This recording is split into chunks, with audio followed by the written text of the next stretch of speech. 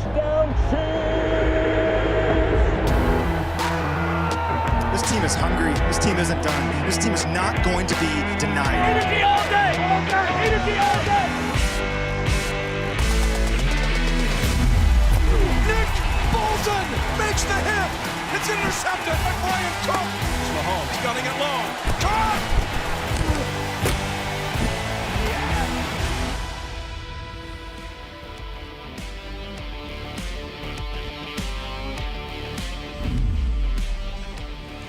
It wasn't the Chiefs' night last week in Brazil, but after traveling 6,000 miles to kick off the season, we're back at home this afternoon with a chance to get back on track. And who better to do that against than an old rival in a rematch of Super Bowl 59. We are 2 hours from kickoff. You've waited all week for this very moment. It's finally here. It is time for football in Chiefs Kingdom. Let's do this. My name is Matt McMullen, joined by voice of the Chiefs, Mitch Holthus. This is Field Pass, presented by StorageMart. And Mitch, it won't be easy, but it's a great day to flip the script and hopefully get back on track. Yeah, Philadelphia is such a good football team. There's not any weaknesses really on this team. The Chiefs will have to play in a superb fashion in all three phases. And my thesis all week long has been you've got to take the fight to them. Philadelphia, more than any team in this league, I think, says here's the rules of how we're going to play. This is the rules of engagement, and you're going to play our game. The Chiefs must, and from the very beginning of the game, flip that script.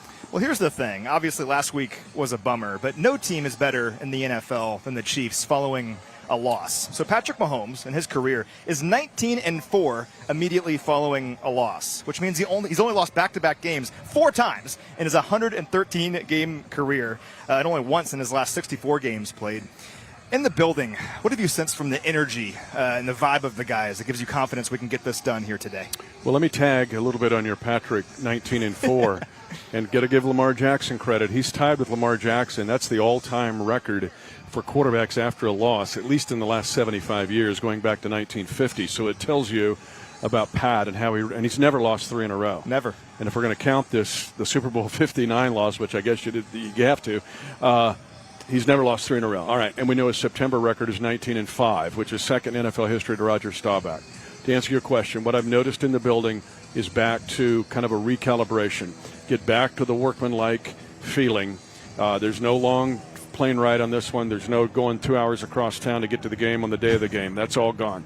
You got to mouthwash it, you got to brainwash it, and you got to attack this game. That's what I've sensed in the building this week. I'm glad you mentioned how last week was kind of weird, because as incredible as Brazil was, it was a strange circumstance, right? With the 11-hour plane ride, the 2-hour bus ride to get to the stadium.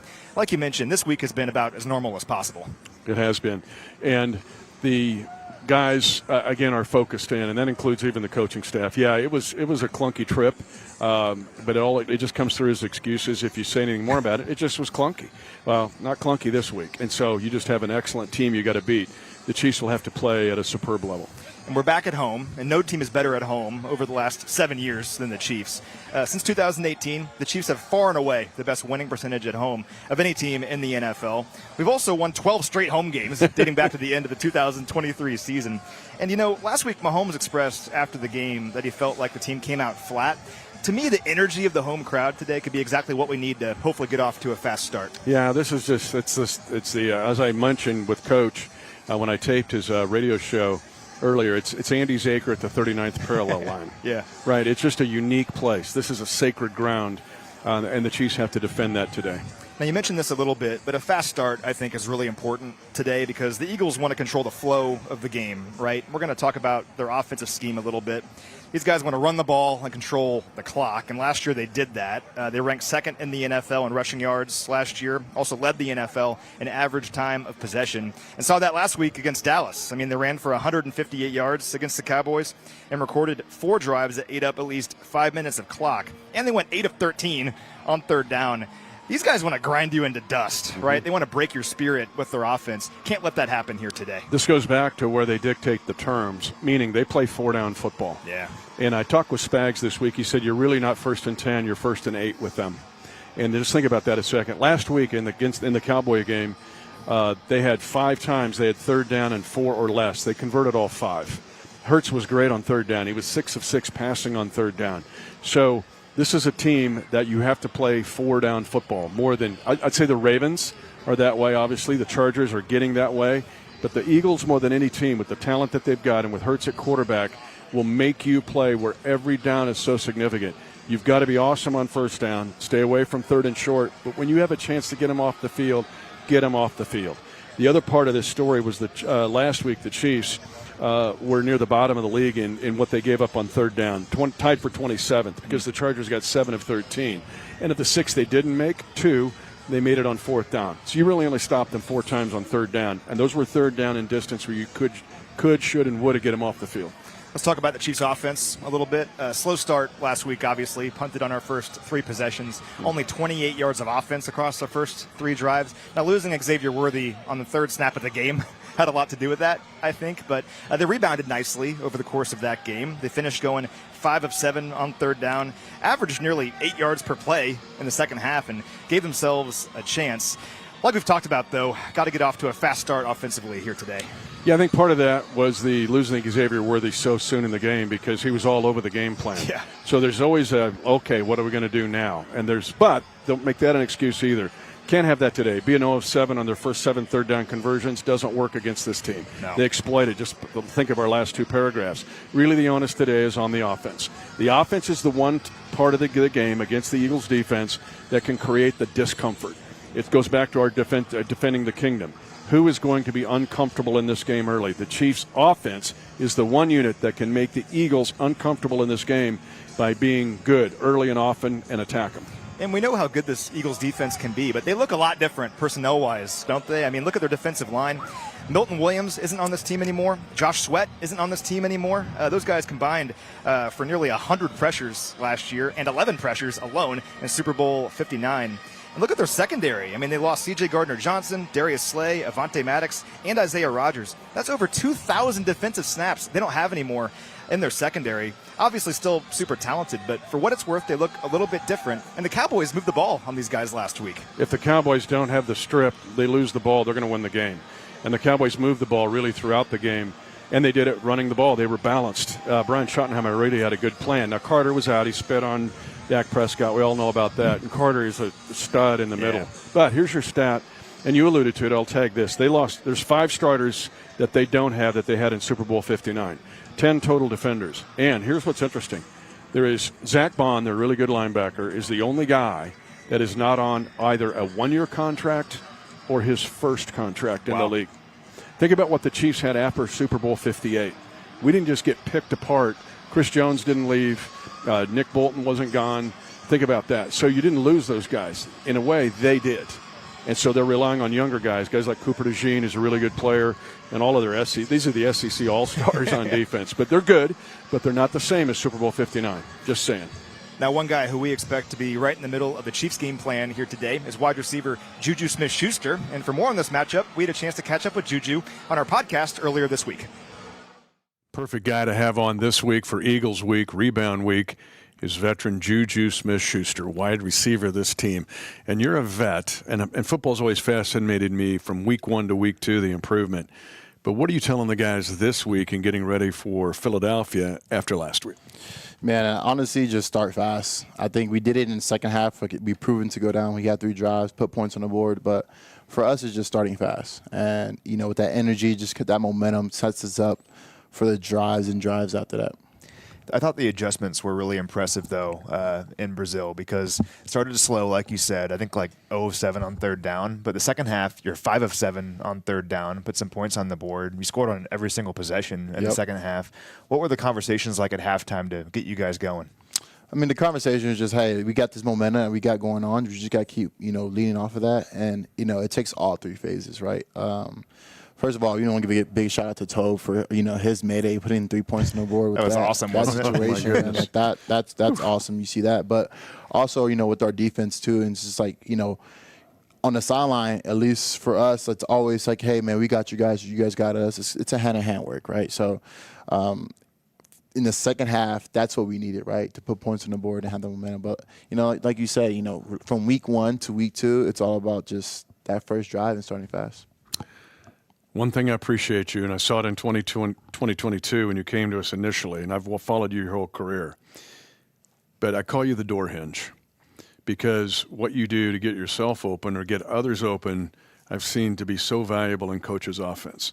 What about having that role, making the tough catch, in being the door hinge in this offense? Yeah, man, it's awesome, man. I just love whatever I can do to help this team out, right? Whether it's the dirty work, whether it's blocking DNs, whether it's chipping, the widest. At the end of the day, if it helps our team to be successful and win, I'm down to do it. But and those aggressive catches, man, like those are the ones you want. I think the easy ones that come and go, you got to have those. But at the end of the day, when you get those tough ones where it's 3rd and 4, 3rd and 5, and you need to make a play, that's where you go to. And then you talk about the door hinge. The door hinge is something I take pride in, right? Someone who knows man versus zone and how to pick and how to, reroute for leverage is huge. And I've learned that a lot here being under this offense. How about that one? I think it was 3rd down last week where Patrick hit you on the floater. Like he was like almost on the ground, but you're ready for it. How quickly, when you got here years ago, did you realize I got to be ready at every moment with this guy as my quarterback? Yeah, no, I had to learn quickly. I mean, especially, when I first got here in 2022, it was, hey, like watching Trav and how Pat and they built that chemistry and slowly, kind of understanding and just taking notes on how this can work. And I knew that play was, I was running and I saw that like, man, everybody's just sitting in the zone spot. So let me just find a little spot where I can stay still. And what Pat does is what Pat does, right? He goes, he runs. And I did not expect him to throw me the ball like that. And I was like, whoa, all I see is like a swarm of like just Charger players just like getting Pat. And all you see is the ball just pop over their head. And they're like, oh, and I was like, caught it 1st down. I was like, yeah, you can't make that up. Yeah, no problem. Just another day at the office. I said in the air. It was like he's trying to throw it in before the elevator door shut. Yes. And you're in the elevator surrounded by Charger guys. Like, it was pretty crazy. Your role in helping other guys now. Here we are with Jalen Royals in your room. Tyquan Thornton, but he hasn't played a lot. Then Nico Remigio and helping other guys. Brownlee. I mean, you got a room full of guys that are kind of just getting started in this game. What do you tell them? Man, these guys are just they're hungry and they're ready to play. These guys, they come every day. They work hard every single day.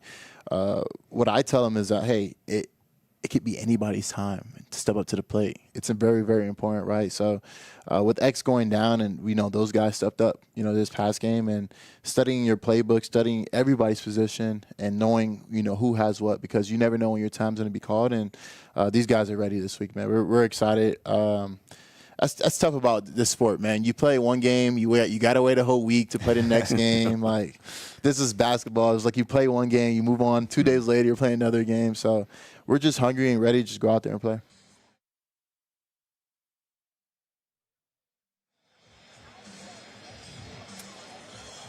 All right, great stuff there from Juju. We're now joined by one of our favorite Chiefs of all time, an all-pro safety and a Super Bowl champion. It's Tyrann Mathieu. Tyrann, what's going on, man? Man, I'm doing good, man. It's good to be back home. Yeah, what were the emotions like when you walked out of the tunnel just a few minutes ago back on this field? Man, it brings back a lot of memories, man. I just think back to like so many big games, and every week it felt like it was important. Which Coach Reed and Spags had a lot to do with that. But I mean, we was always ready to go. So, but yeah, it's good to be back home. The Badger is back in his environment. I want to ask you, Tyrann, when did you realize, because you had the experience with Arizona, when did you realize that being here was going to be something special? Man, I knew it was going to be special, man, really in the spring. And then kind of going into training camp. I hadn't really put in that type of work, right? And I felt like, we work hard as professional football players, but I think the things that Spags had us doing, like I don't ever really remember taking a break. Like, even when the offense was on the field, like, we was always off to the side. We were, like, working on low interceptions and, fumbles and, run fits and all these different things. So, but I felt like that always kept us kind of locked in and focused. But, yeah, man, that was, like, the best thing to really ever happen to my career is, just being around those guys and the structure and the team that those guys were building. Yeah. Back in the summer of 2019, I just remember how you, Frank Clark, and Spags changed the entire culture defensively. Yeah. Like everything changed on defense with you three. What do you remember about establishing that defensive culture here? I mean, man, I just tried to come to work. Well, I knew we had a great team, and I didn't have to do too much, but just really focus on my side of the ball and my guys, and obviously, man, Frank Clark and even Chris, man. I felt like we all kind of. Played off of each other. We fed off of each other. And we really, man, we just try to get everybody else to kind of buy in and believe in that. And, a lot of those guys did. Think back, Lil Mooney and Rashard Breeland. Like, those guys played big especially when playoffs came around. And so, man, it was just a good, fun group to be around. If everybody studies your life, you've been one to do it when it's not easy. I remember you helping us get through COVID. Yeah. But I'm going to go back to the 2019 playoff run because we all think of parades and rings. Yeah. What do you remember about the toughness in getting through and winning it and having to show some kind of moxie? Yeah, man. Like I said, I think the coaches, especially Coach Reed and Spags and, even OBC, Dave Merritt, like, I feel like those guys just, they knew how to get to us. They knew how to reach us. And, I think being able to play under them, like, I think that kind of gave us this confidence and this enthusiasm. And, playing on a great team, we always knew it was going to come down to us, like, having to make a play. And, we was able to do that. We was able to make those critical defensive plays, when we really needed it. But back up. You were down 20 on this sideline to Houston. Yeah. You're down 10 to the Titans on this sideline. Yeah. You're down 10 to the Yeah. 49ers. Yeah. What about being able to power through that? Because that's unique. Yeah, no, it's no blinking, man. Like I said, when you got a great team, when you got great coaches, you got great players, man, all it takes is all of us to do it one time.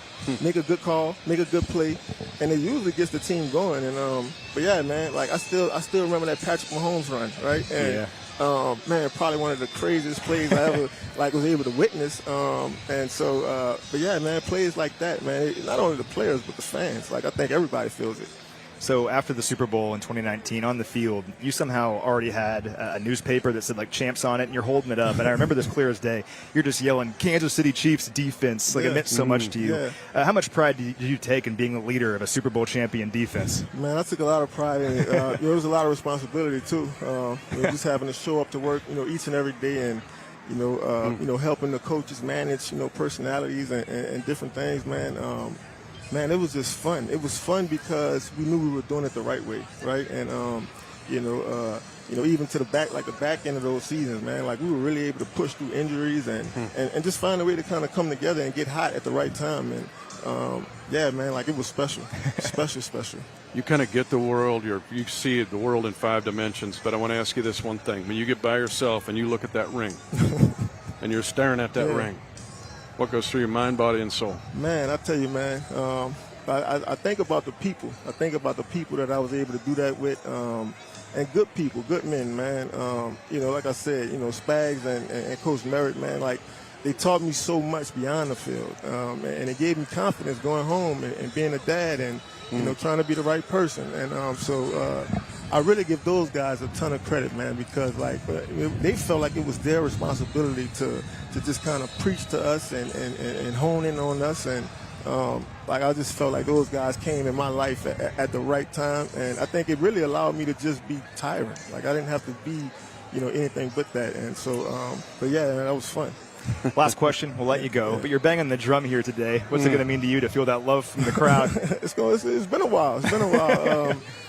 So I'm just glad I'm on the right side of it because last time I came here, me and Bink was wearing white and gold. It was weird, man. It was weird. It probably looked weird for a lot of people. So I'm just glad I'm on the right side of it today. And like I said, man, it's good to be back home.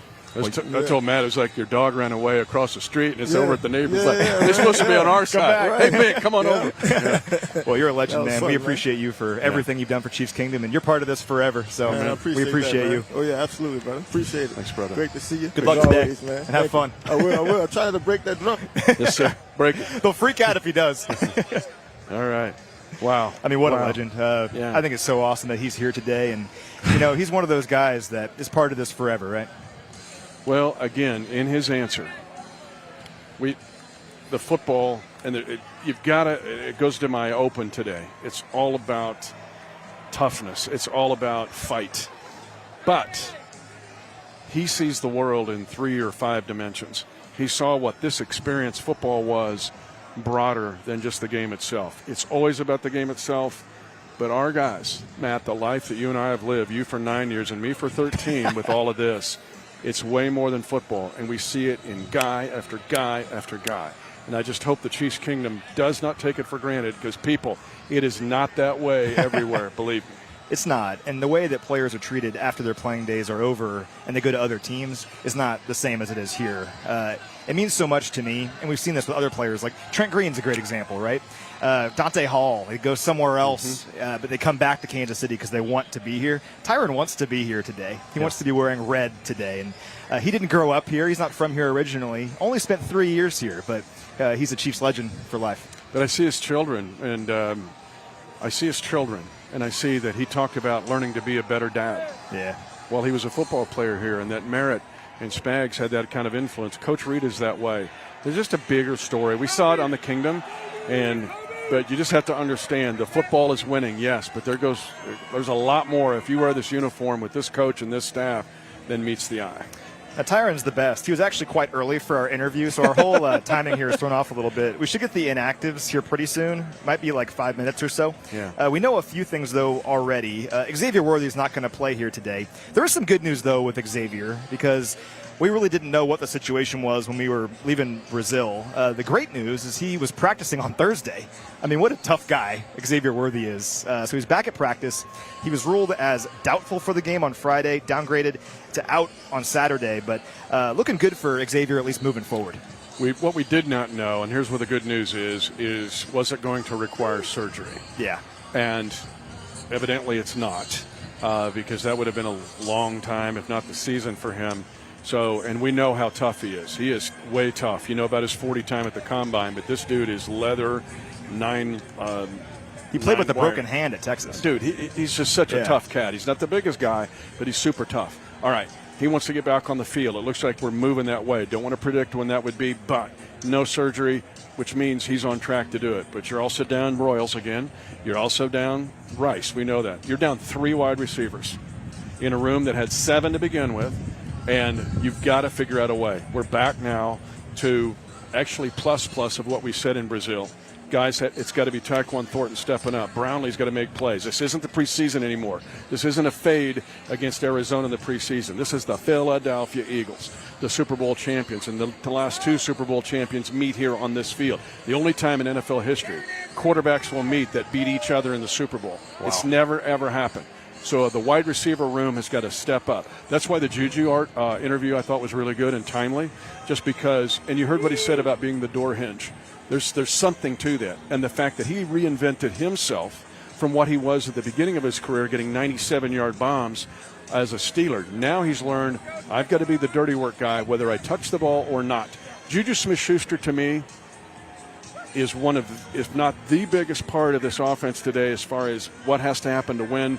If he's not, he's right there with Mahomes and Kelsey and others. Juju is super important in this game because he'll do the dirty, tough work. And it helps that we know we're not going to have Xavier today at kickoff. Because think about last week. The reason it's so difficult is you form your game plan around certain players, and you lose that player, one of your key players, 3 snaps into the game, you have to adjust on the fly. And the offense did that, to their credit. I mentioned 5 of 7 on 3rd down in the second half, averaging nearly 8 yards per play, and gave this team a chance in the end. But it's hard when you lose a guy like Xavier early in the game. It helps that at least we could game plan knowing we're not going to have him today. Well, if you're at work and you're going to make a major presentation that's going to make or break your third quarter. Good example. And all of a sudden, you've lost all your stuff. Yeah. You have a computer crash, and it's all gone, and now you're 20 seconds to the presentation.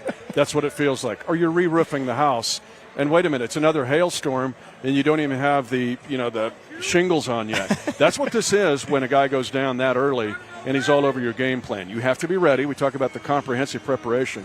But there is a bit of a shock factor for everybody, for Pat, for Coach, for Nags, all the play callers and all the other guys, because they all have to go into different roles. We know now we don't have X, so let's go. No more excuses. Let's get it done. So everyone's early today. We have the inactives a minute early, which never happens. Never so this is happens. pretty cool. It's Here early they are. in the year, you know that. Exactly. October will be like 5 here's o'clock. some good news for the Chiefs defensively. Omar Norman-Lott is going to play here today. Remember, we didn't have him in Brazil with that ankle injury. We're excited about Omar, and let's see what he can do against this Eagles offensive line. And we know what he was when he was coming out of college at Arizona State or Tennessee. He was a pass, his pass run. We talked about his pass win rate was the best in FBS, but he's got to be 2-gap today. Yeah, yep. You got to play it. You can't jump a gap. Chris, no, he made the mistake. You do that. Here's what Hurts is doing. We haven't talked about Jalen Hurts yet. Jalen Hurts has added the scramble game or brought it back to him. Last year, first of all, Jalen Hurts has more rushing touchdowns by a quarterback than anybody in the NFL, 57. He's had 52 in the last 4 years. But he did something noteworthy in the Cowboys win in week 1. 2 touchdowns via scramble. Last year, he had 14, counting the playoffs, rushing touchdowns. Matt, they were all designed. Draws, tush pushes, leads, QB leads were 10, block 11, the 11th guy goes. It's Lamar Jackson, all that stuff. Scrambles. Jalen Hurts is scrambling now great. He scrambles to throw, but he's a dynamic runner when he scrambles. If you're Omar Norman Lott, you have got to somehow win at the line of scrimmage, but you cannot forfeit the role you have in the defense for that play. That's where we broke down at the end of the game last week against the Chargers. They moved the ball on 3rd and 3 or longer 3 times with the Hurts scramble last week. They are too good at the skill positions with guys like Devontae Smith and A.J. Brown and Saquon Barkley to have everyone covered, and they still get the first down because Hurts scrambles. So I'm totally with you. But when we do that to other teams, you're like, all right, Pat just did that. And I watch the video, and I'll see the opposite sideline and go, oh, my gosh, we had it all covered. It's devastating, yeah. When you're on the other side of that, when you're playing Hurts, it's devastating to a defense. One skill guy they will not have is tight end Dallas Goedert, and that's a big deal. He's not going to play with a knee injury. I mean, the Chiefs and Eagles have played a lot over the years. We all know about Dallas Goedert, just a really solid contributor for them. That's a big loss. Britton, South Dakota. He played 9-man football up there. Small-town kid. You know, I love him. But a tremendous athlete, an absolute behemoth. I stood by him last year during the Super Bowl media thing, and I'm just like, oh, my gosh, this guy's a stud. But he's also very athletic. Remember the catch he made, like, right here in Super Bowl 57, right in front of Coach. But he was the main target last week. Now, we know A.J. Brown will get targets, so will Devontae Smith, and so will Jahan Dotson, who's helping this team. But not having Goddard is a big deal. He's a giant part of this offense. Well, all right, Mitch, here we go. Won't be easy here today. We all know that. But what an awesome opportunity this is for the Chiefs. And, you know, one thing that stood out to me earlier this week when Patrick Mahomes was speaking is he said, you know, every team's going to lose some games. Everyone gets punched in the mouth every once in a while. That doesn't define you. It's how do you respond to that. That's what defines you. And what an opportunity for the Chiefs to show what they do when they're down here in this game against who better than the Philadelphia Eagles. For Mitch Holthus, I'm Matt McMullen. Thanks so much for watching, everyone. Let's go get a victory.